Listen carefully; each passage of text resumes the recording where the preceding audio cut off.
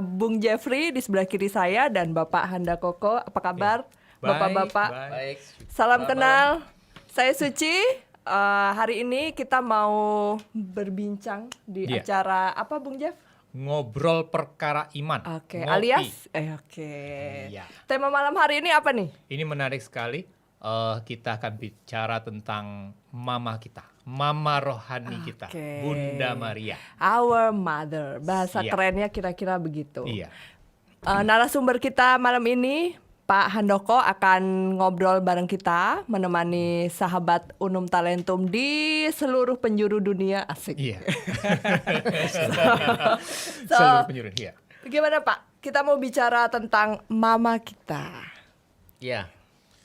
Jadi, Mama kita Bunda Maria. Silakan. ini tentang satu pribadi yang tentunya amat populer ya di kalangan kita sebagai umat gereja Katolik, yakni tentang Bunda Maria. Mungkin ya seperti itu. Nah, jadi tidak secara kebetulan disebut sebagai Bunda kita. Dan hari ini mungkin kalau semua mengikuti ini perayaan Maria Bunda Gereja ya. Benar. Iya, Jadi hari memang ini. tepat sekali. Tepat sekali. Iya. Jadi Maria Bunda Gereja ini perayaannya tepat 1 hari setelah Hari Raya Pentakosta. Artinya setelah Gereja Katolik ini ulang tahun, kira-kira begitu ya. Iya. So kira-kira sebenarnya apa sih yang bisa kita ambil kenapa gereja menempatkan, pasti kan ada latar belakangnya gitu ya Pak. Kenapa hari ini dipilih setelah tepat gereja ulang tahun? Ya, jadi ini sebenarnya merupakan sebuah ajaran yang sudah lama sekali ya. Mungkin kalau baru ditetapkan bukan berarti baru saat ini terjadi, tapi sebenarnya ini merupakan sebuah ajaran yang sudah amat lama sekali dalam gereja Katolik. Nah, sesuai dengan tema kita juga pada malam hari ini, kalau saya terima kemarin materinya itu, jadi sebenarnya awal mula pemahaman bagaimana Maria jadi Bunda Gereja dan Bunda kita itu memang diawali dari sebuah kisah pada saat Yesus disalib ya.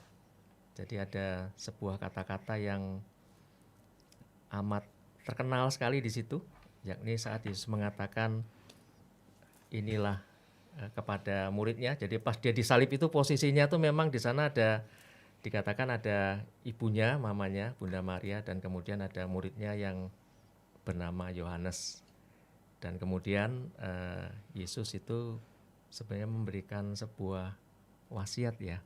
Jadi kalau orang yang mau meninggal itu kan kata-kata terakhir itu bisa dikatakan sebagai sebuah wasiat atau pesan atau pesan. Setuju. Nah, ada beberapa pesan sebenarnya, tapi pada malam hari ini mungkin yang akan kita sorot adalah sebuah pesan ketika dia mengatakan kepada Yohanes itu, anak, inilah ibumu. Dan kemudian kepada Bunda Maria itu, ibu, inilah anakmu. Seakan-akan Yesus itu memposisikan dirinya yang sudah mau pergi, kemudian di satu sisi supaya ibunya tidak kehilangan, maka muridnya ini diserahkan istilahnya untuk kemudian mungkin ya mendampingi segala macam. Dan kemudian juga yang amat luar biasa itu kemudian ketika Yesus mengatakan kepada muridnya, inilah ibumu. Nah, dengan demikian itu seolah-olah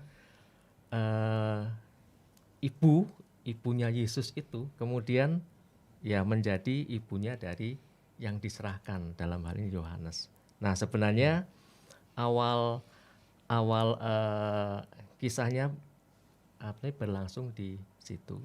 Dan menarik memang diambil dari setelah 1 hari setelah Pentakosta ya. Benar. Dan itu kalau kita tahu Pentakosta itu kan diawali dari sebuah novena yang tertua dalam gereja Katolik, yakni novena Roh Kudus.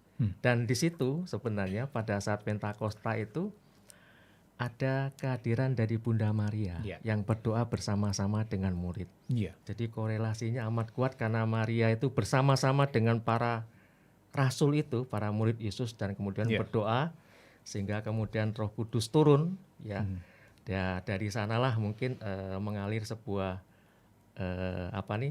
mungkin para bapak gereja kita melihat sebagai sebuah situasi di mana pada saat Roh Kudus itu hadir, itu gereja itu kemudian mungkin muncul ya. Karena kemudian kan Petrus itu kemudian memiliki semangat, dan kemudian dia berkhotbah itu, dan semua suku bangsa itu bisa mendengar Petrus yang berbicara dalam bahasa dia ya, bahasa orang Ibrani, tapi dari berbagai bangsa itu kemudian bisa mendengar Petrus seorang berbicara dalam bahasa mereka masing-masing. Jadi kalau mau tahu Katolik, kata Katolik, nama Katolik muncul dari situ sebenarnya. Ketika bersifat universal, jadi semua, untuk semua bangsa. Nah, jadi dari korelasi itulah kemudian mungkin ya tidak amat tepat sekali kemudian dikatakan pada satu hari setelah Pentakosta itu kemudian Maria ditetapkan sebagai Bunda Gereja, karena memang beliau mendampingi para rasul sampai kehadiran dari Roh Kudus sendiri. Ya, menarik sekali itu ya. Jadi kalau kita lihat di kitab suci, Pentakosta itu hanya diceritakan bahwa ya Bunda Maria bersama dengan murid-muridnya ikut berdoa di sana. Berapa lama di sana itu? Menarik kan? Pentakosta itu adalah 10 hari setelah 10 hari kenaikan Tuhan Yesus. Mereka menunggu di ruang atas itu. Selain Bunda Maria juga ada perempuan-perempuan lain. Nah, disitulah perannya Bunda Maria dan perempuan yang lain. Jadi bukan hanya berdoa sebenarnya. Jadi Maria sebagai bunda atau ibu gitu kan, pasti kita semua punya pengalaman dengan ibu gitu ya. Bagaimana seorang ibu tuh yang dengan ketabahannya, dengan keikhlasannya tentu, dengan kelemah lembutannya yang mengasuh kita seperti itu. Nah, itulah yang sebenarnya kita dapat dari Maria, benar Pak ya? Iya, benar. Bagaimana seorang ibu mendampingi anaknya yang menemani sampai Kalvari. Seperti itu. Tidak banyak orang yang mau loh dan dengan berani menghadapi dan melihat anaknya yang saat itu menderita luar biasa. Kasih itu. ibu sepanjang masa. Ya, seperti itu. Jadi cinta ibu itu yang paling murni, yang paling kuat, paling sejati, sehingga bisa mengalahkan semua, termasuk mungkin waktu peristiwa penyaliban mungkin harus menghadapi para orang-orang yang mau menyalibkan Yesus, tapi ya karena kasih ibu tuh bisa menerobos semuanya itu, dan kemudian ya dia kemudian tetap menemenin anaknya. Halo buat mamanya, hai Ma. So, itu yang menarik ya Pak. Artinya Maria memang benar-benar dipilih Allah sebagai manusia dan wanita. Dipilih dari sekian banyak manusia, dari sekian banyak wanita. Dipilih dan disiapkan oleh Allah. Kalau saya bilang ini sebagai masterpiece ya, disiapkan untuk sebuah karya penyelamatan manusia. Betul. Betul ya. Dan sebagai catatan juga, memang sebenarnya sejarah kitab suci dalam pengajaran gereja Katolik, sebenarnya pada awal kitab Kejadian itu secara tersamar sebenarnya kehadiran Maria itu sudah dinubuatkan di situ.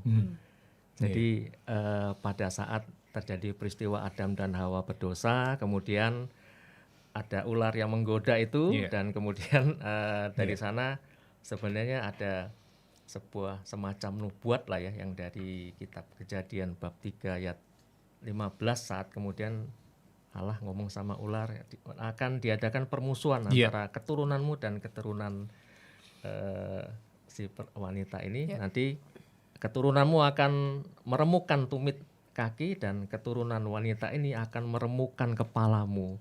Nah, di sana sebenarnya secara tersamar itu sudah muncul ya, semacam pemahaman bahwa nanti dari keturunan wanita itu kemudian Hawa itu kemudian Maria itu hadir sana. Nanti ada tahapan-tahapannya memang penjelasannya. Kisi-kisi gitu. Itu menarik sekali loh. Iya. Tuhan itu karena sangat maha baiknya, ketika manusia berbuat dosa, Tuhan sudah punya solusinya, caranya untuk kembali kepada Dia. Skenarionya itu dari perjanjian lama, nanti kita dengar juga sampai dengan perjanjian baru itu hanya untuk menyelamatkan manusia karena gara-gara Adam dan Hawa. Ya, God is good ya. Ya, sangat baik sekali. Ya. Jadi kalau lihat Tapi jangan salah Maria Bung Jeff, ya, itu kesalahan Adam dan Hawa itu kalau kita lihat dalam nanti Eksodus Paskah itu menjadi dosa yang menguntungkan. Gitu ya. Karena dari situlah kemudian hadirlah Sang Juru Selamat yang luar biasa yakni Yesus Kristus. Jadi nggak pernah kalah gitu. Iya, jadi benar penderitaan orang lain itu rezeki bagi orang lain lagi, kira-kira begitu Pak. Oke. Inilah positivity dalam spiritualitas gitu ya. Dalam iman itu selalu Quote hari ini adalah ada penderitaan orang lain adalah rezeki bagi orang lain lagi. Tapi bukan nyukuri wong lain saro ya. Oke, so kalau dilihat mulai dari Maria menerima kabar gembira dari malaikat, bahkan seorang malaikat saja memberikan salam kepada Maria ya Pak ya. Iya, benar. Setuju ya. Benar. Kemudian Maria mengunjungi saudaranya Elizabeth, iya. dan di sana Elizabeth pun memberikan salam kepada Maria.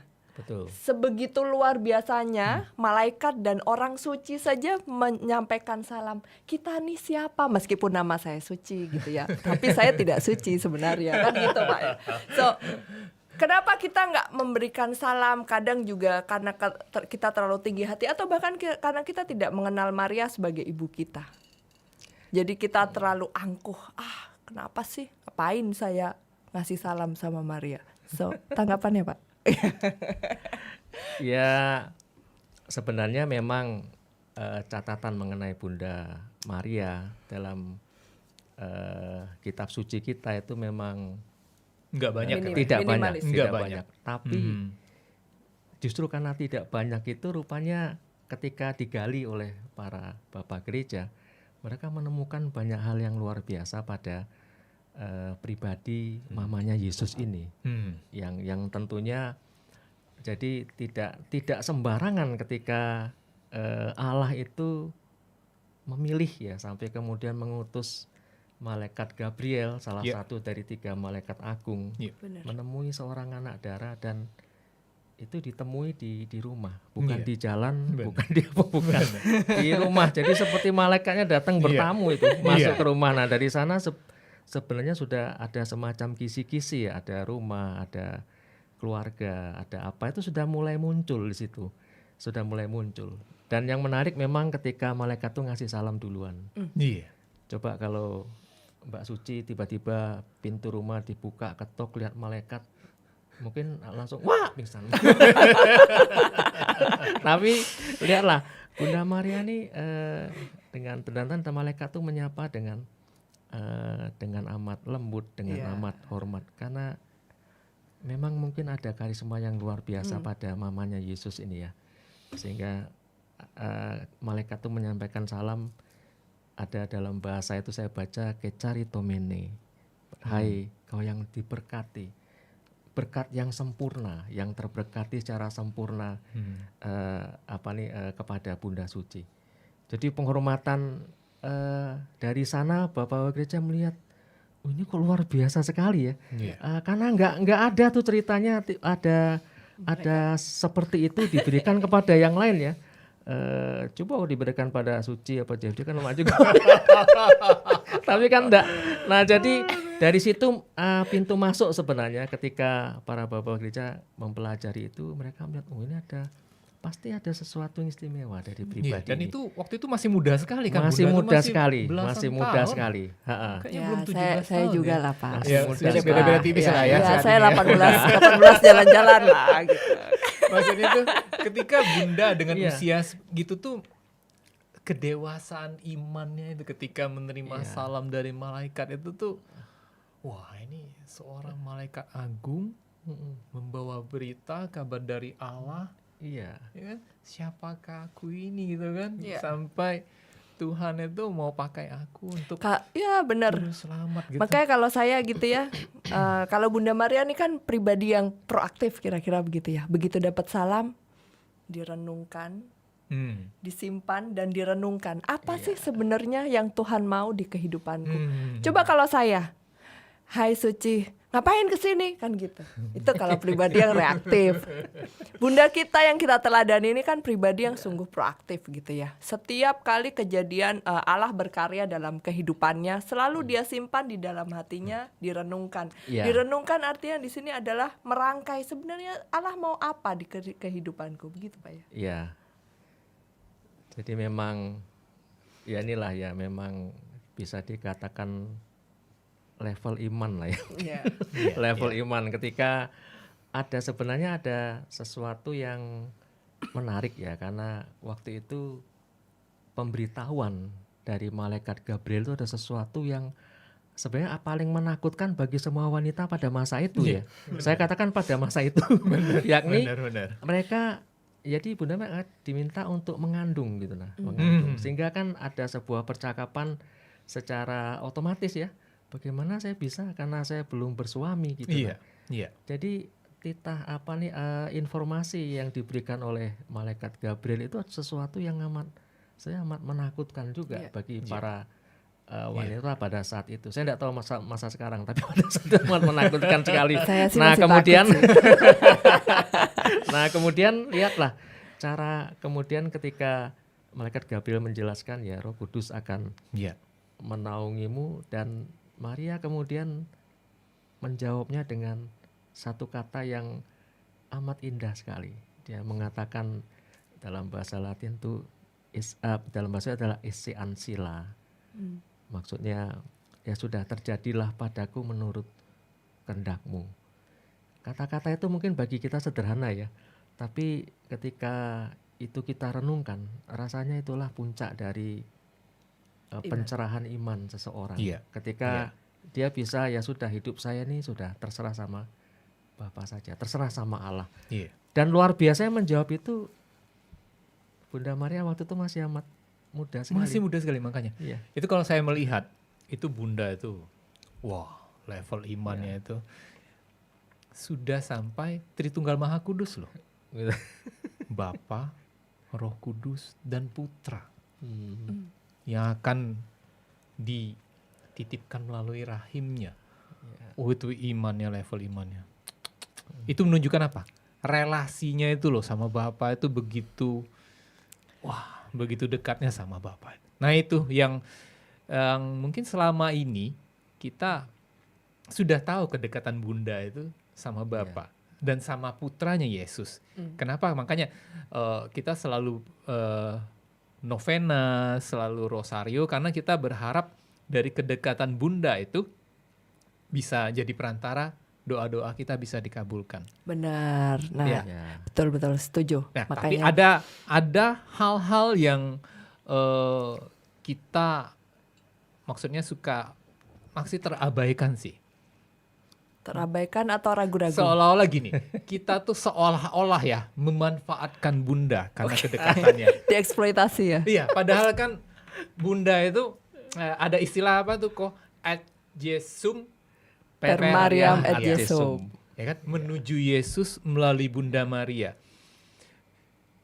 Sebenarnya ini ada pertanyaan yang menggelitik ketika waktu disalib tadi. Kenapa Yesus mengeluarkan pernyataan inilah anakmu, inilah ibumu? Ya kan? Kenapa Yesus mengeluarkan statement seperti itu? Kenapa Pak? Ya, jadi mungkin ya kalau orang, bahkan mungkin umat gereja Katolik sendiri ya, melihatkan gereja Katolik itu dipenuhi dengan banyak sekali ajaran-ajaran iman yang jelimet mungkin ya. Iya benar. Yang mungkin saya pernah ada teman salah satu imam, dia pernah cerita sama saya Pastor, waktu dia kalau tidak salah waktu itu mau hari ini Tritunggal Maha Kudus, peringatan Tritunggal Maha Kudus itu dia ngomong terus terang, Pan, aku nih kalau ngomong Trinitas ini paling penting karena dia juga mengalami banyak tantangan ya untuk menjelaskan itu. Bagi saya saja enggak begitu ngerti mau menjelaskan. Tapi mungkin ya sudah, aku udah Romo, the show must go on.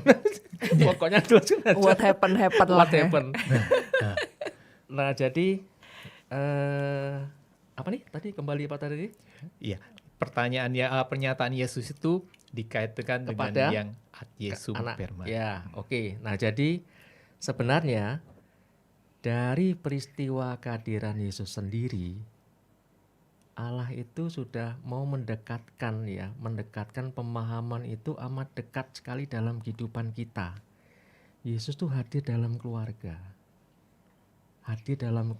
Ya, meskipun nanti memang istimewa karena dikandung dari Roh Kudus. Tapi dari sana sebenarnya kehadiran dia dalam keluarga itu hendak menyatakan bahwa Tuhan itu hadirnya dalam keluarga. Dia kemudian dibesarkan oleh ibunya, oleh papanya dalam situasi-situasi sehari-hari sebenarnya. Kalau kita nonton The Passion of Christ itu kan ada cuplikan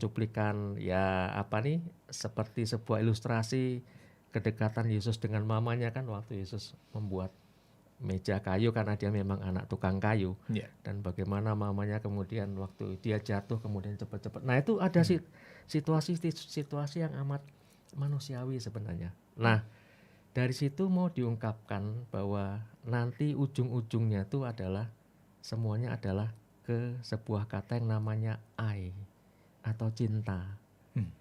Nah, kita ini kadang-kadang melihat, wah ini bukan, tapi sebenarnya Allah mau mengajarkan bagaimana cinta itu yang sebenarnya harus diberikan baik kepada sesama maupun kepada dia.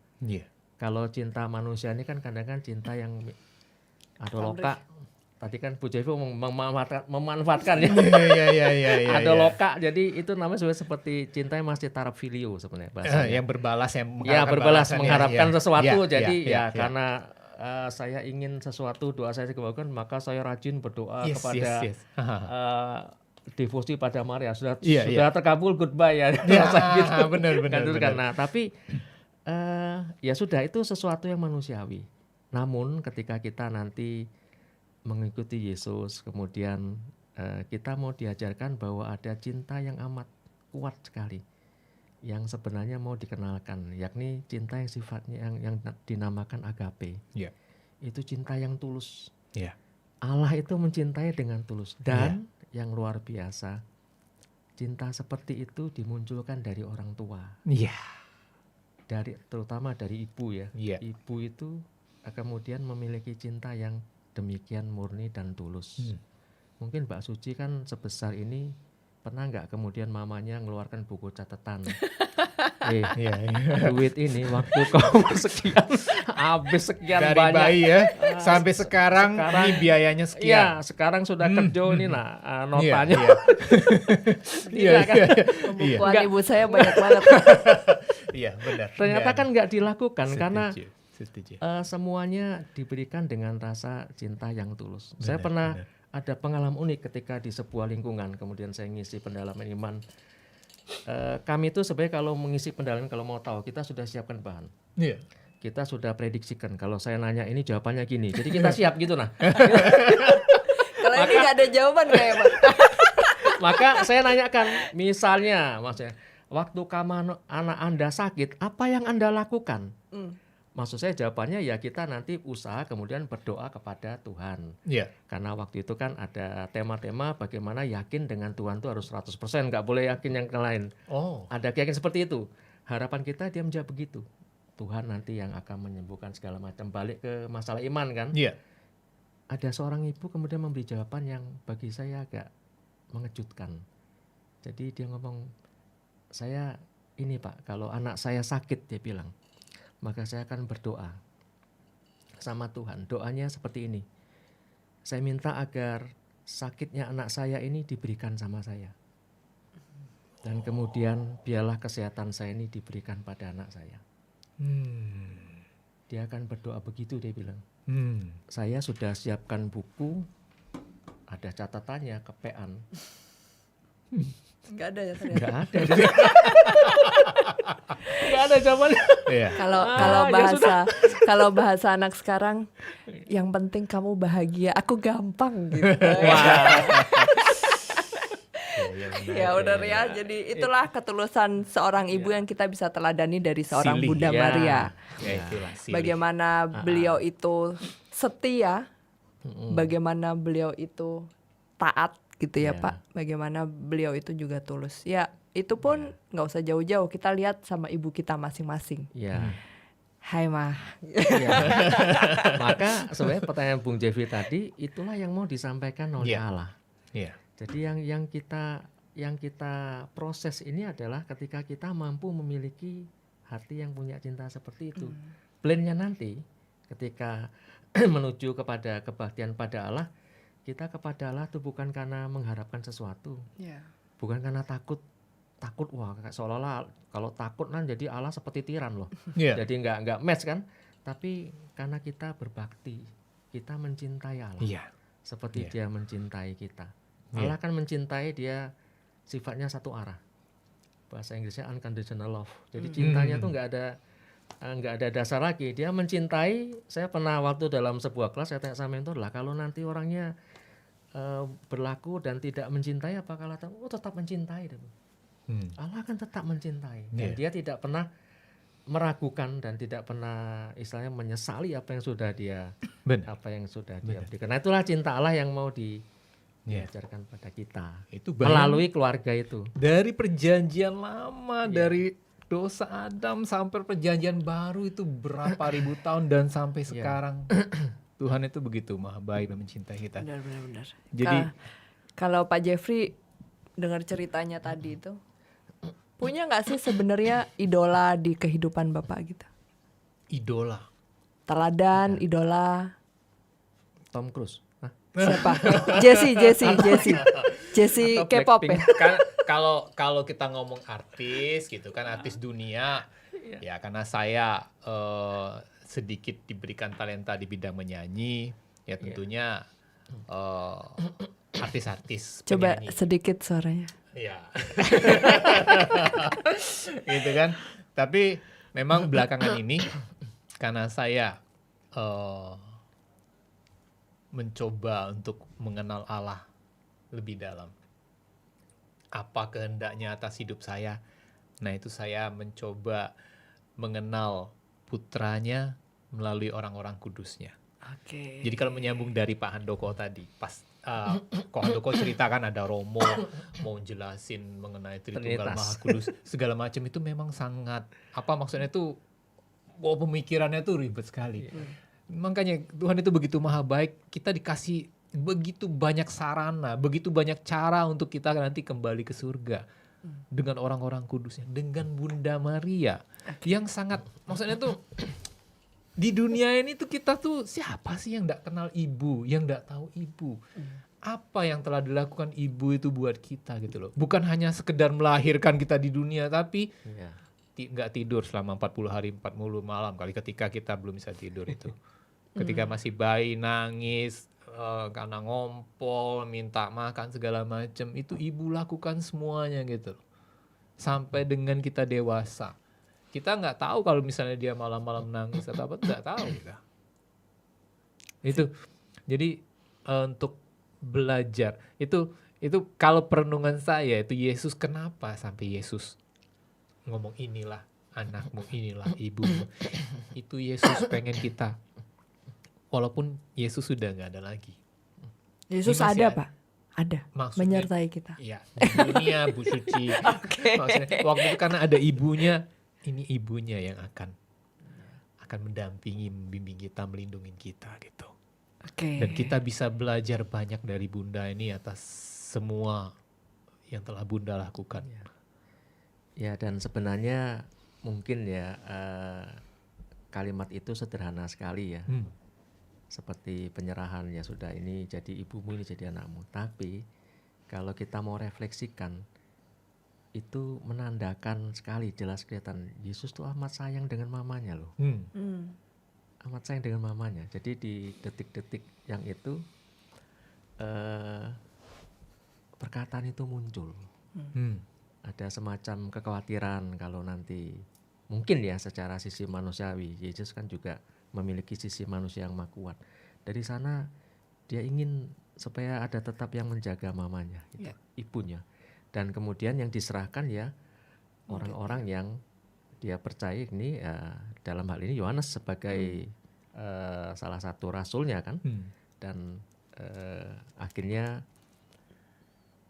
saya bisa katakan bahwa tidak salah ketika ditetapkan oleh Paus Fransiskus Maria Bunda Gereja, karena di sana memang sosok ibu tuh memang kemudian dihadirkan dengan amat penuh dalam gereja melalui peristiwa yang ada di salib.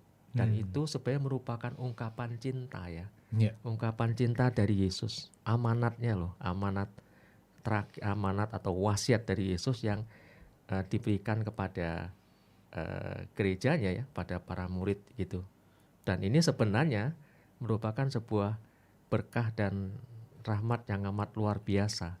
Ketika Bunda Maria itu dihadirkan sebagai Bunda Gereja, dan saya rasa kehadiran Bunda Maria itu kemudian melembutkan wajah gereja. Gereja bukannya sesuatu yang wah banyak ajaran jimat kaku segala macam, tidak. Tapi rupanya kehadiran Ibu Maria ini sosok ibu yang kemudian bisa membawa sebuah nuansa yang amat cair sekali ya, amat akrab, amat dekat sekali. Makanya di balik gelar-gelar itu sebenarnya ini semua nanti pada ungkapan-ungkapan cinta sebenarnya, ungkapan-ungkapan kasih. Itu. Setuju. Jadi sebenarnya kita bisa mengidolakan Maria ya Pak ya, sebagai idola dan teladan kita. Sayangnya Pak, sayangnya saya ini kan generasi milenial. Bapak generasi apa Pak? Saya Gen Z. Gen Z kali ya, di bawah 80 ya. Z ya. Z Z itu lebih muda lagi. Jadi generasi saya sama lah kita Pak, generasi boomer mungkin ya? Oh enggak dong, tua banget Bapak ya. Enggak dong, Bapak adalah generasi milenial. Dan Gen Z ini cenderung kehilangan atau cenderung krisis idola Pak, atau krisis teladan. Benar ya? Padahal Tuhan tuh sudah nih loh, Bunda Maria yang benar-benar manusia yang kita bisa teladani. Hanya manusianya kan ya orang kudus gitu kan ya Pak, beda gitu. Sebenarnya kenapa sih sampai kami ini generasi saya, kalau salah ya mohon dimaafkan, kehilangan sosok idola yang sebenarnya itu sangat dekat dengan kita gitu ya. Apakah ada pemahaman yang sebenarnya kita ini belum secara clear tersampaikan, atau pengajaran-pengajaran apa sih yang baiknya kita ketahui gitu Pak? Ini Cak masalah marketing ini. Sales ya Pak. Baik, jadi butuh endorse. Memang mungkin ya perkembangan dunia modern kita tidak bisa pungkiri ya. Dan itu kemudian mempengaruhi situasi kehidupan anak muda sekarang. Tapi sebenarnya dari sinilah kita melihat sebuah tantangan sebenarnya. Bagaimana iman itu bisa tetap berjalan istilahnya di tengah himpitan modernisasi, kemajuan zaman, kemudian orang lebih lebih cenderung menyukai hal-hal yang malah di luar dari keyakinan iman ya, dengan gaya hidup segala macam yang lebih menarik lah istilah gitu. Nah, ketimbang nanti disuruh doa rosario sudah ditanya lama udah doa rosario, nah kacau. Belum doa sudah ditanya lama, tapi justru sebenarnya dari situlah kita menemukan sebuah tantangan bagaimana nanti iman ini kita bisa tetap berjalan ya di tengah-tengah himpitan itu. Ini memang mungkin bagian dari tugas pewartaan ya, pewartaan. Jadi bagaimana dengan saya rasa setiap zaman tuh pasti punya tantangan lah. Zamannya dulu Rasul Petrus mewartakan tuh dia juga pasti punya tantangan. Sampai sekarang pun itu sudah mungkin kodratnya seperti itu kita. Jadi ada tantangan. Nah, bagaimana yang sekarang tugas kita kemudian bisa tetap mewartakan dan tentunya menyesuaikan dengan situasi kemajuan zaman. Mungkin kalau selama ini kalau kita lihat perkembangan dari Gereja Katolik, media komunikasi sosial itu paling berpengaruh sebenarnya dalam membentuk mindset seseorang. Nah, gereja sudah mulai juga masuk dan kemudian mulai merangkul. Makanya ada hari komunikasi sosial kan dicanangkan oleh itu. Nah, gereja sudah mulai mengantisipasi dengan merangkul medsos. Salah satunya yang kita lakukan hari ini, kita juga menggunakan teknologi. Jadi dari teknologi ini kita tetap bisa mewartakan di tengah-tengah tantangan, mungkin banyaknya tawaran-tawaran yang mungkin lebih menarik. Tapi disinilah tugas kita untuk mewartakan itu, mengenalkan. Dalam hal ini kalau tentang Bunda Maria, sebenarnya kalau nanti mau kita gali lebih dalam, itu sosok yang amat luar biasa sekali.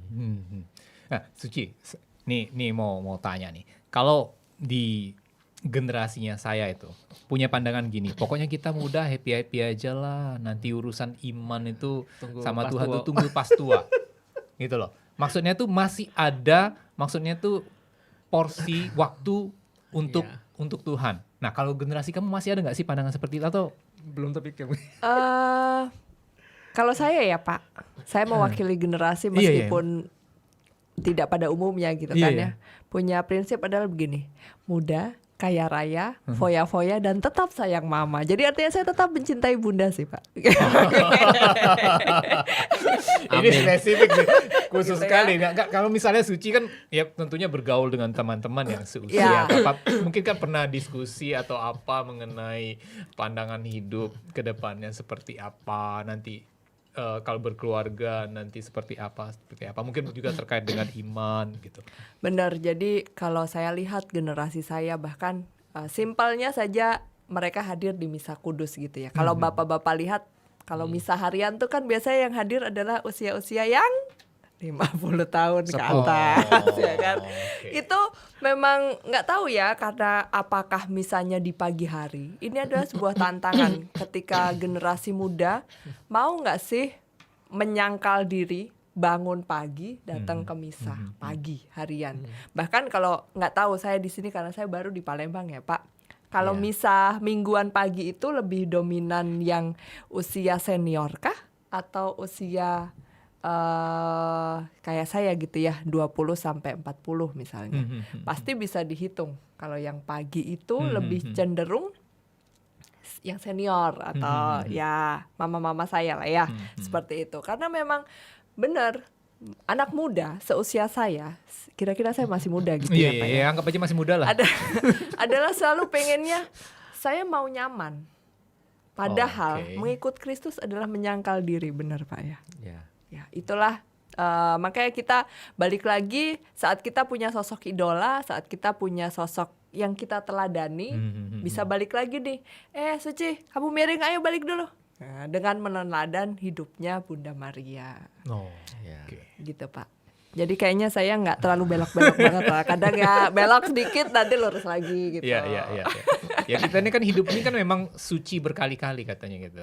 Iya, habis apalagi dosa, nama ngaku saya dosa, suci lagi gitu kan. Nanti buat dosa, ini nggak suci, terus habis ngaku dosa, suci lagi gitu. Tapi Bapak kalau ngaku dosa nggak, Romo, you know lah ya, gitu nggak kan ya?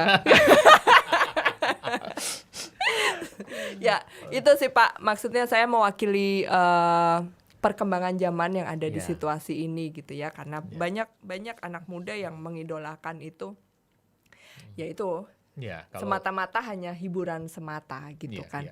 Padahal banyak sekali yang kita mau dapat ketentraman itu dari kesunyian. Jadi kita baru tahu mengenai apa itu keramaian di dalam kesunyian itu sendiri. Gitu ya Pak. Gimana? Ya, harus diakui ya, situasi zaman yang sudah modern dengan generasi Z ya. Setelah Gen Z Z apalagi ini. Genting biasa ya Pak. Itu memang merupakan sebuah fenomena dan tantangan tersendiri ya.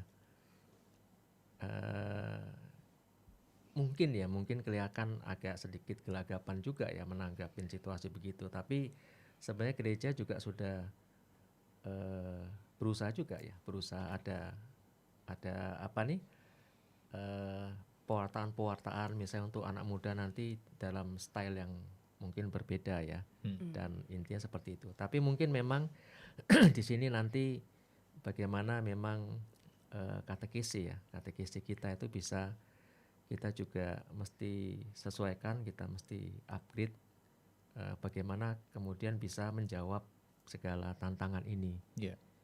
Memang ini akan membutuhkan proses. Yeah. Tapi kembali lagi, kalau saya percaya bahwa segala suatu proses itu akan amat baik bila dimulai dari keluarga. Maka ini nanti ya kembali lagi kita ke kisah kanak-kanak Yesus. Benar. Bagaimana mamanya Bunda Maria dengan papanya Santo Yosef itu amat kelihatan sekali ya. Kalau mau tahu, ada satu kalimat Yesus di Getsemani itu yang merupakan prototipe dari Ese Ancilla. Ketika dia dalam situasi yang amat mengerikan sekali, dia kan berdoa, kalau seandainya bisa cawan ini jangan saya minum, tapi bila ini memang merupakan kehendakmu, maka biarlah saya terima. Itu kan dari prototipe kata-kata mamanya itu. Iya, mempunyai kurang lebih makna yang sama ya. Iya, maknanya sama. Jadi maksudnya terjadilah pada saya menurut kehendak dari Allah Bapa saja. Nah di sini kelihatan sekali bahwa karakter ya, bagaimana orang tua itu mengayomi anak, bukan hanya membesarkan, tapi mereka juga dari sisi iman itu juga amat diperhatikan. Dan hasilnya kemudian ya tidak dipungkiri bahwa peran dari orang tua dan bukan tanpa sebab mungkin inkarnasi Allah tuh hadir dalam keluarga, karena disinilah mau disampaikan pada kita ya, kekuatan yang amat luar biasa tuh justru dibangun dari keluarga ini. Sehingga setelah dikatakan Yesus dewasa ya dia mewarisi hal-hal yang dia dapatkan dari sisi manusiawinya itu di dalam keluarga itu. Maka ya ini bukan hanya lempar wah nanti gereja tanggung jawab, bukan.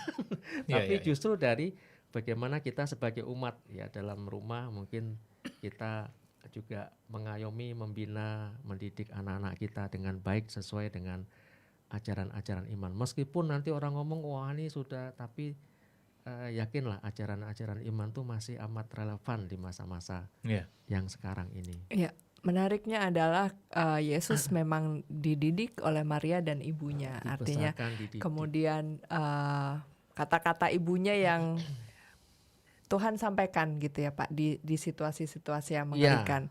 Bahkan sisi keibuan dan kelemah lembutan dan rendah hati Maria pun Yesus ikuti ya, dengan ada ayat yang disampaikan, pikulah kuk yang kupasang, aku ini lemah lembut dan rendah hati. Betapa Maria juga lemah lembut dan rendah hati, korek ya? Gitu ya Pak ya? Dan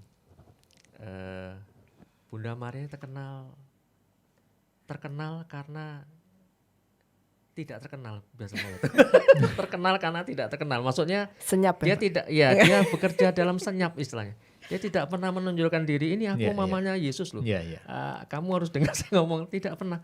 Tapi justru dari senyap itulah, dari situasi senyap itu yang tidak terdetek mungkin, sampai akhirnya bapak-bapak gereja melihat, ini ada sesuatu yang amat istimewa dari ibunya Yesus ini, dan kemudian mulai diangkatlah dan digali. Ini adalah salah satu karakter kerendahan hati ya, yang mungkin akan menjadi tantangan untuk dunia sekarang. Ini kan kalau sekarang orang mau eksis terus, mau tampil kayak buat konten kayak segala macam, kayak mau eksis. Tapi kebalikannya Maria tidak, dia tidak seperti itu.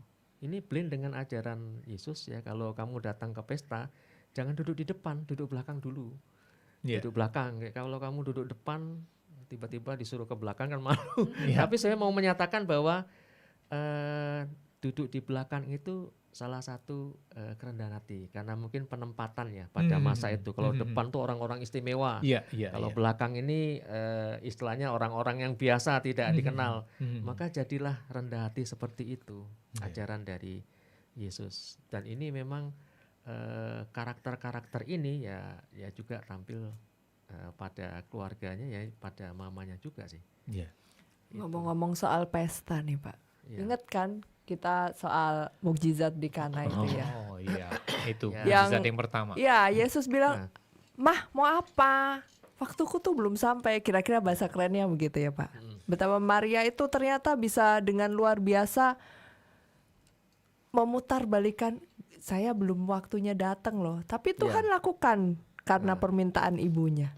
Dan tahu nggak, itu nggak diminta loh, nggak ada yang minta tolong loh. Tapi bunda itu karena begitu perhatian, itulah ibu tuh ya, perhatiannya. Sama kayak kita kalau di rumah, walaupun kita nggak minta apa-apa, sudah disiapin sarapan. Pokoknya semua itu sudah beres. Nah itulah bunda itu ketika di pesta itu, ada nggak kisah? Nggak ada toh, bahwa dimintain tolong oleh pelayan itu nggak ada. Tapi bunda itu tahu bahwa mereka tuh kehabisan anggur gitu loh. Iya. Ya tuh, bunda tuh tahu bahwa kehabisan anggur. Begitu perhatiannya, dan dia tahu karena belas kasihnya nih orang-orang bakal susah ini. Nah itulah, makanya ngomonglah sama Yesus. Atau karena duduk di belakang jadi tahu ya Pak? Iya. Yang disampaikan ini jatah Romo gimana di Rabu. Ya, kisi-kisi boleh lah. Kisi-kisi dikit-dikit boleh lah ya.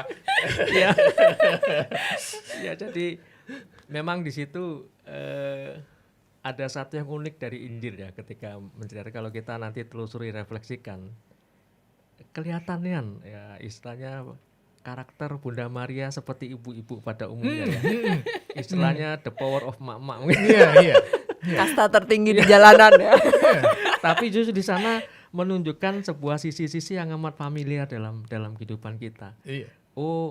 Kita Bunda Maria dia tetap dalam situasi keseharian yang amat umum sekali maksudnya. Tidak berarti nanti kalau saya mamanya Yesus kemudian bermeditasi dalam Iya. Ternyata enggak, dia kan juga ikut kemana-mana, mungkin ke pasar kayak belanja. Jadi orang kudus itu justru hidup dalam keseharian yang biasa seperti orang-orang biasa pada umumnya itu. Nah jadi yang menarik dari kisah itu, selain dari keseharian yang mau ditampilkan oleh penulis Injil ya tentang mamanya Yesus ini, di sana juga sebenarnya menampakkan satu hal yang istimewa, sesuatu yang mungkin agak terselubung, tersembunyi ya, yang mungkin kalau kita tidak teliti itu akan terlewat, seolah-olah kita melihat ini peristiwa air jadi anggur Yesus yang kemudian hanya itu aja. Benar, tapi benar. kalau kita teliti, kita lihat detail ya, ada satu pertanyaan yang mengusik. Wong sana kehabisan anggur kok, kenapa mamanya Yesus malah nyari Yesus? Memang Yesus suka anggur? Bos anggur, punya toko yang untuk jual anggur. Ada satu yang ini, karena mamanya datang ke Yesus, seolah-olah Yesus ini mereka kehabisan anggur, tanda kutip. Kira-kira dia apa kan? Seolah-olah dalam tanda kutip Yesus tuh diyakini oleh mamanya itu bisa mengatasi masalah ini. Nah itulah yang kita namakan Bunda ini pasti mengenal putranya ya. Dan ketika dia datang pada putra, secara tidak langsung kita melihat sebuah iman yang luar biasa. Kelihatannya sepele ya. Tapi Yesus ini kan bukan bos anggur, bukan punya toko anggur gitu ya. Enggak punya akses untuk bisa itu, tapi karena iman. Maka mamanya ngomong sama anaknya. Dia yakin anaknya nanti bisa menyelesaikan semuanya. Kalau mau tahu itu kisik-kisik nanti jadinya difusi Maria itu di situ. Jadi sebuah keyakinan penuh pada anaknya. Benar. Sampai ke hal yang sebenarnya kalau dilihat secara umum ya Yesus kan bukan tukang anggur, bukan punya. Tapi mamanya datang, ini mau kehabisan anggur. Mungkin kalau di Palembang pesta habis, ini kehabisan nasi, datang juga. Dan semuanya, dan memang ada mungkin beberapa kritikan, dalam peristiwa begitu saja sampai mamanya harus memunculkan datang pada Yesus. Tapi disinilah sebuah sisi-sisi yang amat sederhana dalam iman ya. Bahwa sampai hal sekecil pun Allah tuh bisa bekerja juga.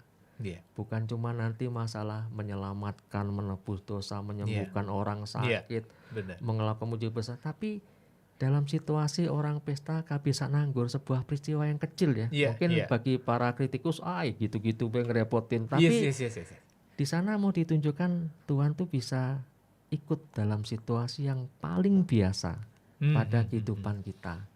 Nah, kurang apa lagi kita? Iya, benar sih. Kurang apa lagi? Iya. Tapi untuk yang lebih detail nanti hari Rabu.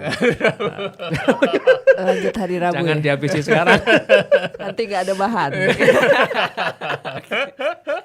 Ya, balik lagi ke bulan ini kan bulan Maria gitu ya Pak, bulan Mei seperti itu. Iya benar, bulan Maria. Setiap hari kita lebih sering di bulan ini lebih sering lah Pak. Yang tadinya aduh saya udah kerja capek, mau berdoa rosario, rebahan juga nggak enak ya kan, duduk tapi ngantuk gitu kan.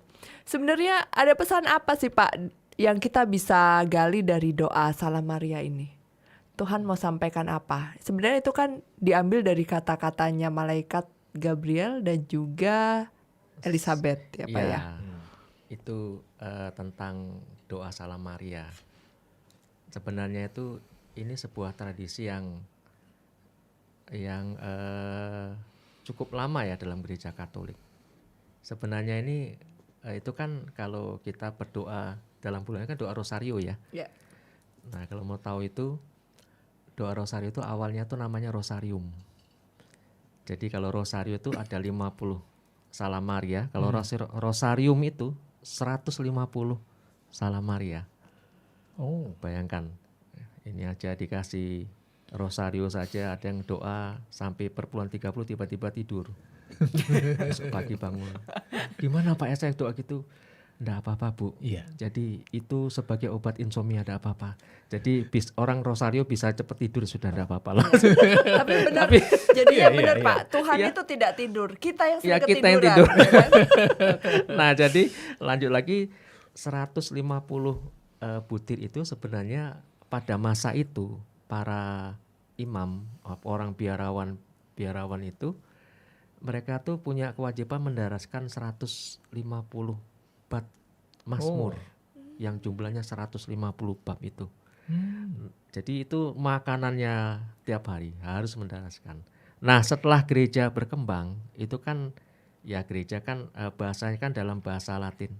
Itu kan kalau nanti ada orang dari mana-mana datang karena harus mendaraskan itu, mereka kesulitan ya, bukan kayak sekarang ada kursus bahasa di mana-mana dulu kan enggak. Benar. Nah, supaya itu kemudian tidak menjadi sebuah problem, maka kemudian ritus itu kemudian diganti menjadi doa Salam Maria. Yang kemudian jumlahnya sama dengan dalam Mazmur 150 jumlahnya bab digantikan itu. Nah sekarang memang sudah lebih dibuat praktis dibagi 3 ya, supaya dibagi 3 biar sudah masih ketiduran apalagi. Nah di situ muncul situ. Nah kenapa bisa seperti itu? Rupanya ketika kita mendaraskan doa rosario itu kita sebenarnya mengikuti sebuah perjalanan kehidupan dari Yesus Kristus sendiri. Dari peristiwa gembira, peristiwa sedih, peristiwa mulia, ditambah sekarang peristiwa terang ya. Itu mengikuti perjalanan dari Yesus. Dan yang menarik memang di doa Salam Marianya. Doa Salam Maria itu bukan doa yang ya sudah kalimat biasa, tapi itu dia dirangkum dari intisari ya, sebuah kisah, sebuah keyakinan dari gereja, di mana kata-kata doa Salam Maria penuh rahmat Tuhan itu ya, Tuhan sertamu, itu memang merupakan salamnya dari malaikat Gabriel.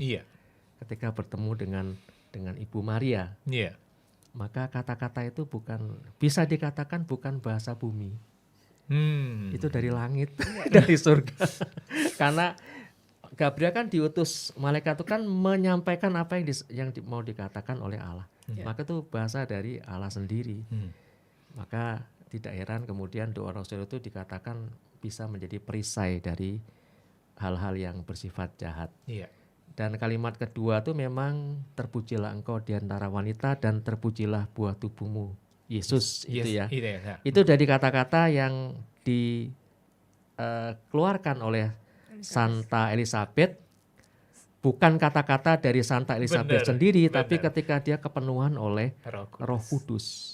Jadi ke atas dorongan dari Roh Kudus maka keluarlah kata-kata itu. Maka itu juga bukan bahasa biasa, tapi bahasa dari Roh Kudus sendiri yang merupakan salah satu dari Tritunggal itu ya. Dan kemudian ya baris bawah Santa Maria Bunda Allah itu ajaran gereja, Theotokos. Nah yang menarik kalimat keempat, doakanlah kami yang berdosa ini sekarang dan waktu kami mati. Jadi memang ada sebuah ungkapan doakanlah kami yang terjadi seperti itu. Itu keyakinan kita sebenarnya, doakanlah kami. Maka memang kemudian dalam bulan Mei itu kemudian kan umat diajak melihat kembali inilah kita ada sebuah tradisi suci, ada devosi pada Ibu Yesus, Ibu Maria yang sebenarnya merupakan harta karun gereja Katolik. Dan jangan kemudian diabaikan atau disia-siakan kan. Eman-eman bahasa Jawanya. Ini sesuatu yang luar biasa yang kalau kita daraskan dan devosi itu seperti sebuah laku iman ya, namanya kan sikap devosi. Kita kadang-kadang melihat doa itu rumit sekali, padahal cara kerja doa itu amat sederhana. Saya katakan autopilot. Jadi seperti kalau orang itu berdevosi, anggap saja dia menanam benih. Benih taruh di tanah, ada tanahnya, kamu siram aja dengan air, dirutin aja. Nanti benih itu akan tumbuh sendiri, secara alami, tanpa kita perlu buat nanti harus buatan seperti ini, buahnya kaget kita pakai bahan, nggak usah, dia bisa tumbuh sendiri. Tugas kita siapkan tanah yang bagus, rawat dan sirami saja, maka itu akan tumbuh dengan alami. Devosi juga bersifat seperti itu. Kalau kita menyiraminya terus, mendoakan terus, dan kemudian dalam tanah yang baik, itu akan menumbuhkan dan bisa berbuah dalam kehidupan kita tanpa kita istilahnya rekayasa, tanpa kita enggak usah, dia akan secara otomatis akan kemudian mengalir dalam kehidupan yang bersangkutan. Itulah hebatnya dari kekuatan doa ya. Seperti itu. Setuju sih. Itu saya alami sendiri gitu ya. Walaupun saya berdoanya masih belum, kalau kita ngomong belum benar lah. Tapi memang seperti yang Ko Handoko bilang itu saya setuju sekali. Ketika kita rutin melakukan itu tuh, jadi dalam hidup sehari-hari, dalam pekerjaan, kalau misalnya ada mau melakukan sesuatu tuh langsung kayak ada alertnya gitu. Masih tahu, jangan. Kalau mau ada sesuatu yang gitu, jangan gitu loh. Ada yang otomatis tiba-tiba gitu loh. Kalau misalnya mau melihat, punya pikiran itu langsung biasanya otomatis langsung. Dan sebaliknya ketika kita berhenti, wah itu tantangannya itu filter itu seperti sinyalnya. Makanya memang benar kata Ko Handoko. Nah di situ nanti timbul kerinduan gitu loh. Karena ketika kita rutin melakukan itu tuh, Tuhan itu memang begitu dekat ya sama kita ya. Kadang kita bangun pagi bisa bernafas pun itu bisa menitikkan air mata loh ketika menyadarin itu gitu loh. Tuhan itu begitu baik ya, kasih aku kesempatan untuk bertobat gitu. Menyadari. Iya saya terharu benar-benar. Jadi memang Tuhan itu begitu baik dengan kasih kita begitu banyak sarana, dan dengan Bunda dengan cara-cara yang sangat sederhana, dengan menjalankan perannya sebagai seorang ibu yang taat, tabah, yang kuat gitu kan ya, yang rendah hati, menyimpan segala perkara itu Wah. Untuk dekatkan diri sama Tuhan tuh nggak perlu neko-neko yang sulit-sulit ya, Ko Handoko ya. Dengan Iya. cara-cara yang sederhana, Sederhana. simple gitu loh. Jadi makanya Bunda itu pengen untuk ada jalan untuk mengenal Yesus melalui Bunda. Dengan cara yang amat dengan sederhana amat sekali. yang sederhana gitu loh. Nah, pelan-pelan nanti Bunda bisa kenalkan kita, ini loh Yesus tuh seperti ini. Kalau misalnya kamu susah baca sendiri kitab suci tuh ya dari aku ini bisa gitu loh istilahnya. Nah, nanti naik ke level berikutnya setelah tahu Yesus, itulah nanti kita coba mengenal Bapa. Ya, Yesus kamu sendiri kan Balik lagi berarti melalui tidak ada yang Mariam bisa. Perjeso. Nah, itu dulu saat ini gitu. Yang Kalau kita sudah iya. dapat Yesus ya langsung include sama Bapa itu sudah. Oke. Karena Yesus kan barang siapa yang melihat aku dia sudah melihat Iya. Bapa sudah. Yang menarik adalah kita selalu dengar gitu ya Pak mengenai penampakan-penampakan Maria di Ya. seluruh dunia. Nah, Ini yang menarik. Kenapa sih Tuhan mau pakai Maria? Ayo, manusia, ayo lihat tuh mama kamu loh, kan gitu ya.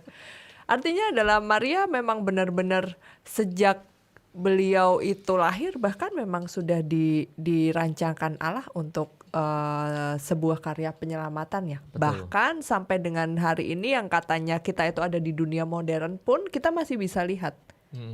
Setuju ya Pak ya? iya. Jadi bagaimana nih Pak mengenai penampakan-penampakan Maria yang itu harusnya bisa lebih membuat kita mengenal Maria, mencintai Maria, dan menghormati serta berdevosi kepada dia ya. Ini kebalik lagi pada sebuah kisah ibu ya. Ini kalau saya lihat tuh mirip seperti kisahnya air jadi anggur. Mungkin ya, tapi semua atas izin dari Allah Bapa ya. Iya. Kehadiran Maria itu seperti kerinduan ya. Ya. Kerinduan ibu dengan anak-anaknya, dengan kita. Jadi mungkin ketika ada sesuatu dalam dunia yang kemudian ada sebuah situasi yang mungkin orang-orang mungkin sudah banyak mungkin agak lupa dengan Tuhan atau mungkin banyak tindak-tindak perbuatan kejahatan, dosa segala macam. Waktu itu kan ada penderitaan di sana, sehingga kemudian ya ibu ini sifatnya kan tidak tega kalau ada apa-apa itu. Jadi kemudian dihadirkanlah mungkin dalam berbagai peristiwa yang terjadi pada masa itu ya. Kemudian hadirlah ibu kita ini, dan memang gereja mencatat beberapa peristiwa kehadiran, dan untuk diketahui kalau gereja sudah mengatakan itu penampakan dan divalidasi oleh Vatikan, itu berarti mereka sudah meneliti dengan segala hal, dengan sains segala macam. Saya bahkan dengar kalau misalnya ada cerita, oh ada penampakan di sini, mungkin gitu ya. Kira-kira memang fenomenal gitu, maka Vatikan akan mengutus. Dia tuh bukan mengutus untuk ya gini sah, bukan. Justru mengutus berapa ahli ya untuk menyelidiki perkara itu. Itu benar enggak? Ada sisi ilmiahnya enggak? Tentu saja mereka mengirim orang-orang para romo mungkin ya. Jangan dipikir romo cuman pinter homili, mereka juga belajar loh. Jadi dikirim untuk menyelidiki. Kalau nanti mereka menemukan ada sisi ilmiah dari peristiwa itu, selesai, tutup buku sudah. Nah kalau sampai kemudian dikatakan ya benar, it is true, ini memang terjadi suatu peristiwa yang luar biasa, maka itu memang sudah melalui saringan yang amat ketat sekali, seperti kejadian di Lourdes ya, Bernadette Sibori, yang dia melihat dan kemudian diteguhkan waktu ternyata jenazahnya kan tetap utuh sampai sekarang, karena dia sudah ketemu sama Bunda Maria. Dan ada juga di Fatima itu yang amat fenomenal sekali, karena sampai peristiwanya tuh seperti terhubung dengan alam, yakni matahari.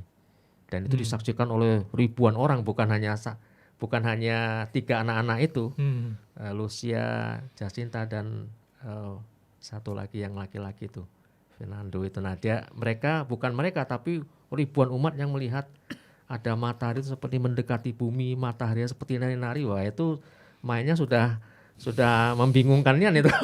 Gimana mataharinya bisa seperti itu, Kak? Dan itu karena ada karisma dari ibunya Yesus. Karena waktu itu memang awal di situ yang umatnya memang tidak percaya, termasuk ya mungkin hierarki ya waktu itu. Karena memang amat sulit dipahami, itu terjadi di Fatima 1917. Oh. Nah jadi akhirnya muncul itu ya sudah nggak bisa apa-apa lagi. Dan tapi kita mungkin melihatnya ini sentuhan dari ibu ya, yang kemudian ada kerinduan dia hadir kepada anak-anaknya aja. Itu aja sih mungkin. Iya. Ya mau WA call kan nggak bisa. Iya. Iya, Kayak- iya. Video call Belum. juga MS Team Belum ada handphone. nggak bisa ya kan. Jadi itulah bunda kita selalu menemani kita bahkan sampai dengan hari ini. Artinya itulah saking cintanya Tuhan kepada kita Iya. sampai semua diberikan kan gitu ya Pak ya. Jadi kalau Pak Jeffrey sendiri ada pengalaman dengan bunda secara pribadi gitu? Yang simpel aja pasti ada. Ya, itu tadi yang saya sudah utarakan sebelumnya. Bisa dibilang saya rutin devosi itu baru mulai tahun ini loh. Dan memang itu yang saya rasakan gitu. Godaan-godaan untuk menyimpang itu tuh dengan segera tuh, Lewat. ya maksudnya itu langsung di ada tamengnya gitu.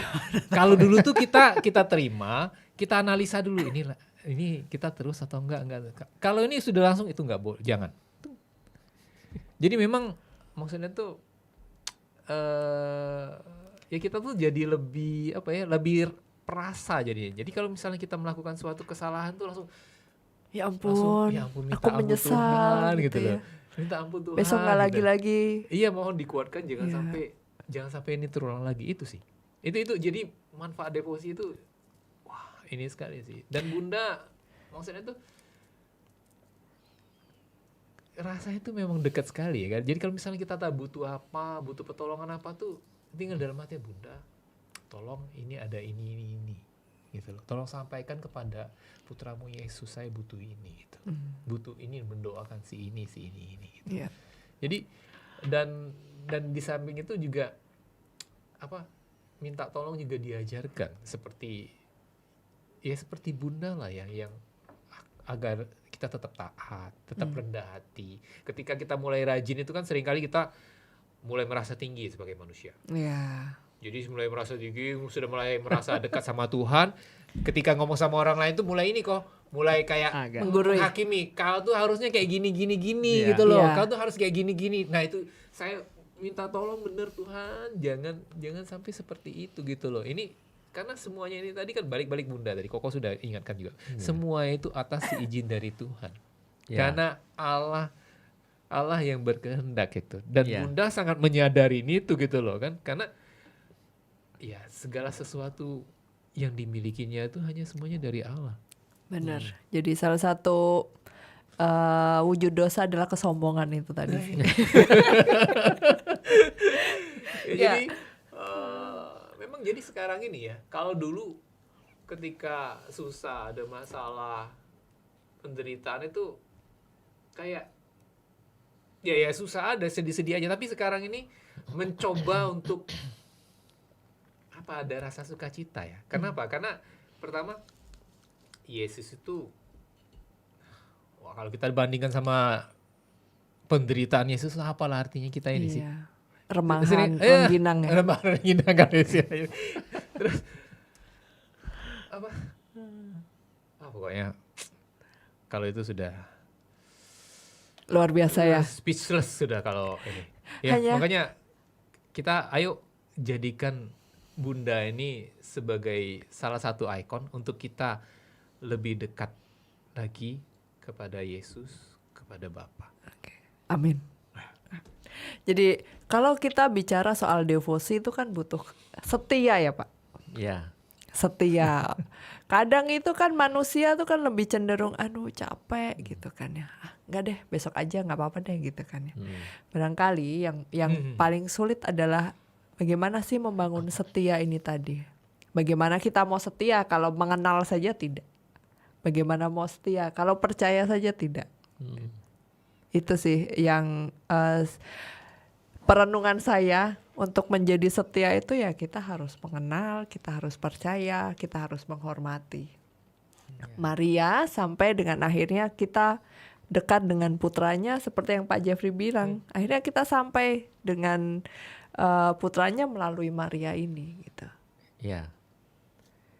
Jadi kadang-kadang yang dikatakan harus setia, kemudian dalam perjalanan itu kemudian nemu belok. banyak ya karena mindsetnya dibangun dari awal sudah salah. Ya.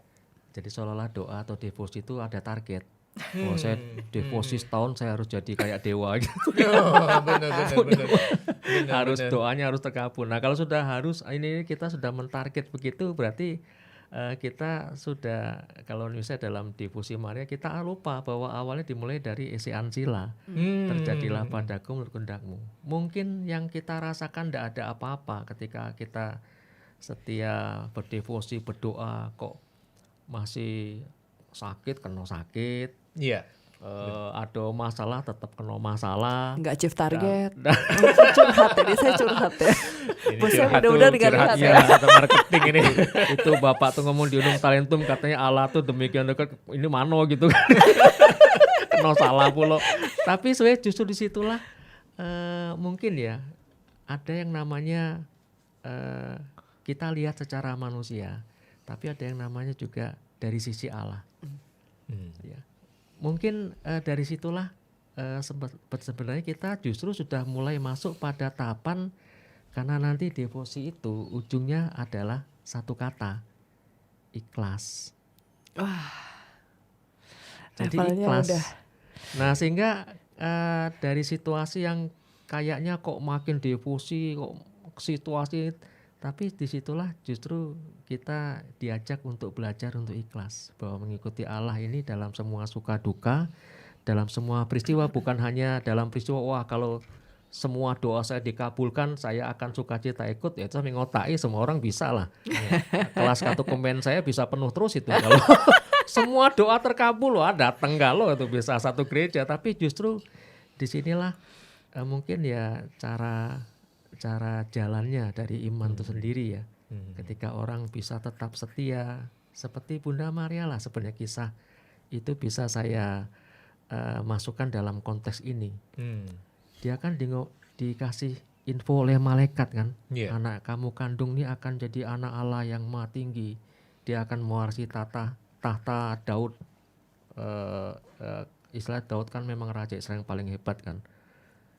Kenyataannya Yesus ketika ngajar itu selalu pokoknya dipersulit sampai akhirnya mengalami derita sengsara, jalan salib dan disalib. Maria ada ngeluh. Kan dia menyimpan di dalam hatinya dan Dia merenungkannya. Padahal semua konteks itu mengatakan mano nih yang ngomong malaikat ini katanya jadi raja, tapi kok malah dia lihat anaknya disalib seperti itu. Dari sisi manusiawi penglihatan kan, apa dia ada protes? Tidak. Tapi justru dari diamnya itulah kemudian mengalir sebuah kekuatan ya, kekuatan yang kita namakan yaitulah ketika samalah kayak meskipun yang dia lihat ini secara manusia ini habis seperti itu, tapi di balik itu kan rupanya ada rahmat yang amat luar biasa. Yesus kemudian bangkit dan mengalahkan maut. Pemahamannya menjadi di balik kata-kata malaikat itu yang mungkin dipahami secara duniawi, oh nanti jadi raja, pakai mahkota segala macam, punya pasukan banyak begitu kan, ya pemahaman manusiawi. Tapi ternyata lebih dari itu yang terjadi karena ketika melihat putra disalib, dia tetap dalam sebuah kepasrahan itu, keyakinan terjadilah menurut kehendak Allah. Dan itulah ini ada sebuah kisah dari Pentakosta. Roh Kudus itu turun itu karena ada Bunda Maria yang doa bersama para murid. Karena dia kan mempelihara Roh Kudus. Makanya ada istilah sebagai mother mediatrix, perantara itu ya disinilah hal-hal itu kemudian muncul. Makanya Di Kisah Para Rasul seakan-akan perlu dituliskan dan ibunya Yesus ada bersama dengan mereka. Seolah-olah itu kan sebenarnya kalimat kalau kita amati bahasanya kan kok nyelip ini kalimatnya.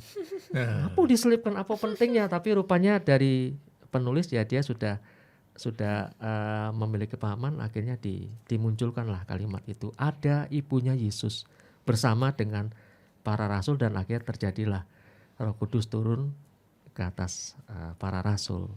Seolah-olah ibunya Yesus itu memang mendoakan dan kemudian ada sebuah situasi karena ya dia ibunya Yesus. Akhirnya ya hadirlah kekuatan ilahi yang namanya Roh Kudus itu. Iya. Menarik ya. Iya. Jadi ketika kita berdoa, berdevosi itu enggak seperti pekerjaan. Harus ada target. Harus target gini. Oke. Terkabul gitu kan ya. Oke. Dan mungkin juga mulainya enggak harus misalnya kalau apabila rosario itu dirasa belum memungkinkan. Dengan doa 1 kali Salam Maria pun. Kalau belum memungkinkan maka mari dimungkinkan, Pak. Iya, kalau itu doa ini loh. Kalau doa Salam Maria itu paling 1 kali misalnya dalam 1 hari. Iya. Dalam 1 bulan sudah berapa kali? Iya. Itu kan? Tapi jangan sering-sering diskon ya. Ya itu tadi kan. Nanti tadi kan Obral ya, Pak ya. ya ketika kita rutin itu saya yakin sekarang karena saya ngalamin sendiri sih. Saya sebelum doa rosario itu saya mulai dengan malaikat dulu, doa malaikat. Itu 3 kali Salam Maria kan, yang jam 6, jam 12 sama jam 6. Nanti ada kerinduan dan ada yang Kohan Doko tadi bilang seperti tanaman tadi. Itu nanti tumbuh, dia mau besar gitu. Jadi kita tuh didorong untuk ya itu tadi dari 3 kali yang Salam Maria doa malaikat jadi rosario. Jadi mulai dulu hal-hal yang sederhana, nggak usah pasang target bahwa ini, nggak usah. Sebenarnya itu sih. Saya agak sensitif dengan target akhir-akhir bulan ini. Jadi memang ya secara manusiawi Bunda Maria menemani Yesus sampai ke Kalvari itu kan pasti takut, pasti sedih gitu ya. Cuma kan sedih dan takutnya orang kudus kan lain gitu ya, Pak. Kalau kita kan takut, aduh udah nangis bercucuran gitu, nanti gimana anak saya. Tapi nah yang menariknya yang lainnya itu loh. Ya. Karena dia manusia toh. Iya, makanya saya bilang. Nah itu. Karena orang kudus itu kesedihan dan ketakutannya itu ditanggapi dengan cara lain. Nah inilah yang kadang kita harus belajar meneladani Maria. Bagaimana beliau ini sangat tabah. Mudah-mudahan kita juga selalu tabah ya Pak. Dalam menghadapi situasi kehidupan kita. Terutama di akhir-akhir bulan ini. Hai Pak Bos. Target belum nyampe, harga belum capai nih. Iya. Tetap ada pesan sponsor lah. Itulah kemudian saya belajar mengenai membaca juga sih Pak sebenarnya Kidung Maria yang itu biasanya dibacakan di ibadat sore atau di senja hari seperti itu. Betapa memang Maria ini lagi-lagi mengajarkan ketaatan iman yang luar biasa buat kita. Ya Pak ya. Dari Kidung Maria ini ya sangat indah ya kalau saya bilang. Seperti itu. Jadi bagaimana sih kita mau taat, bagaimana kita mau berserah, bagaimana kita mau ikhlas, ya mari kita meneladani Maria. Ya, jadi supaya orang-orang suci itu seperti penunjuk jalan ya. Mereka kan sebenarnya diutus Tuhan juga untuk memberitahu seperti ini loh, caranya hidup itu seperti ini. Nah sehingga bukan secara kebetulan kehadiran dari, kalau dalam gereja Katolik kan banyak sekali santo-santa ya. Iya. Dan memang Ibu Maria ini memang istimewa terus terang. Yeah. Jadi kalau dalam gereja Katolik ada yang namanya latria dan dulia. Latria itu penyembahan, hanya boleh pada Tuhan Allah, tidak boleh pada yang lain. Nah latria, nah inilah yang kemudian itu penghormatan. Maka dalam gereja Katolik ada penghormatan, ada devosi segala macam. Itu masuk pada namanya latria penyembahan. Kalau yang penghormatan dulia. Nah khusus untuk Bunda Maria namanya bukan cuman dulia tapi ada tambahan di depannya, hiperdulia. Berarti amat istimewa sekali. Nah itu khusus untuk yang mamanya Yesus. Karena memang kemudian teladan yang diberikan oleh Bunda Maria ini memang amat dalam sekali dan amat teladan yang amat luar biasa sekali. Itu. Bisa dibilang Bunda Maria itu manusia orang kudus yang pertama ya? Iya, masterpiece. Iya, orang kudus yang pertama. Masterpiece. Dan semua santo-santa yang setelahnya itu juga maksudnya itu berdevosi kepada Bunda Maria gitu. Iya, mulai dari Santo Yohanes loh, sudah diserahkan oleh Tuhan Yesus sendiri kan. Nah, Santo Yohanes, lalu muridnya ada Polikarpus, ada Ignatius Loyola. Itu semuanya maksudnya itu devosinya dan hubungannya kepada Bunda Maria itu begitu dekat. Iya. Ya, dan sampai sekarang tercatat tuh mereka. Kalau yang santo-santa lain punya rasul-rasul yang lain yang murid-muridnya nggak ini gitu kan. Tapi yang tercatat jelas tuh memang Santo Yohanes sama Polikarpus. Pokoknya murid-muridnya itu yang tercatat dengan jelas. Ya, luar biasa ya, mama kita, our mother. Ya. Balik lagi tema kita Pak mengenai Maria Bunda kita atau yang hari ini kita peringati sebagai Bunda Maria Gereja. Bunda Gereja. Iya. Artinya adalah Maria selalu menyertai kita sebagai anggota gereja tentunya Pak ya. Iya. Selalu setiap saat setia sepanjang hari sepanjang waktu. Dahulu, Iya. saat ini dan esok. Iya. Betul. Begitu. Ini kayaknya ada yang nanya di live chat nih. Oke, mari kita buka live chat. Mau Siapa yang tanya tanya? apa? Adakah pertanyaan? Mau tanya Apa tuh? Bunda Gereja dan atau Bunda mau tanya Bunda Gereja dan atau Bunda kita beda atau sama? Lalu Bunda segala bangsa bagaimana? Tanggapannya Pak, silakan.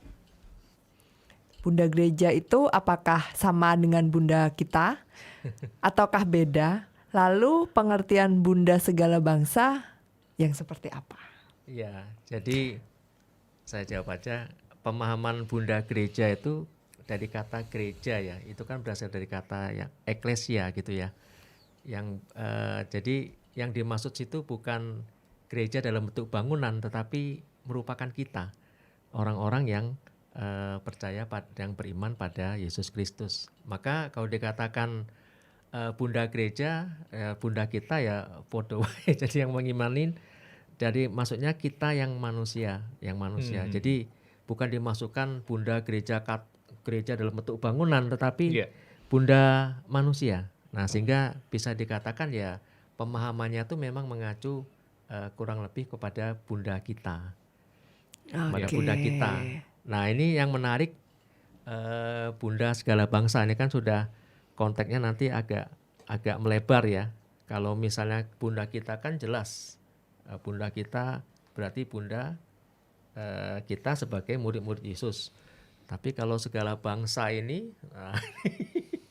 tapi sebenarnya bila nanti konteks tentang ini kan tentang mamanya Yesus ya, dan Yesus itu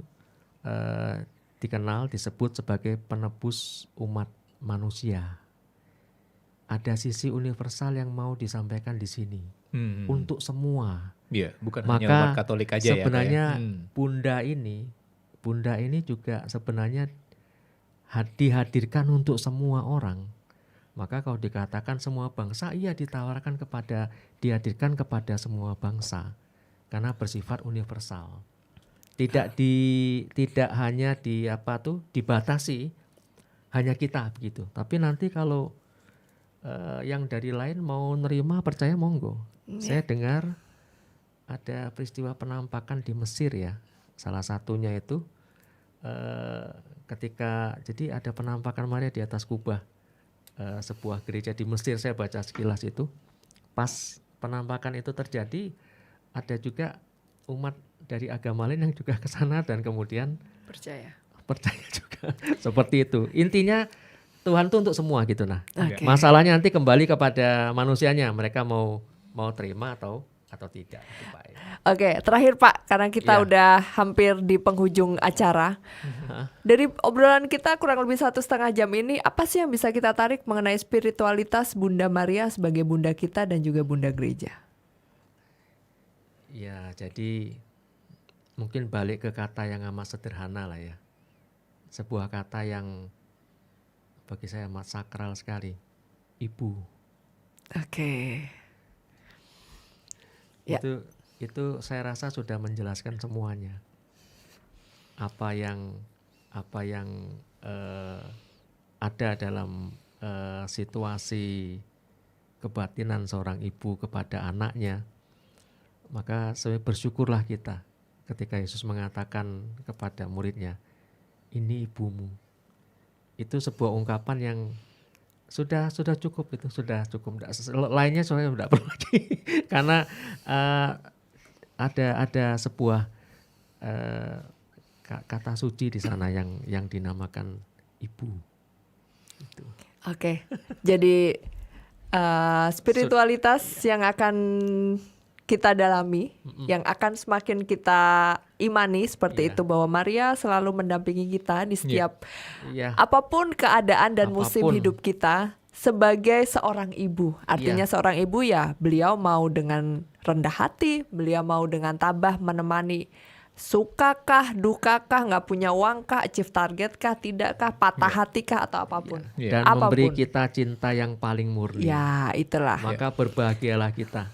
Jadi mulai sekarang bukan hanya kita menganggap Bunda Maria Bunda Yesus, tapi juga sebagai bunda kita. Harus, karena Ya. itu wasiat dari Yesus sendiri. Ya, jadi mulailah kita menghormati Bunda, mencintai Bunda, ya. Tapi tentunya bukan hanya Bunda, tetap semuanya yang tetap nomor satu adalah Bapak sendiri, Oke.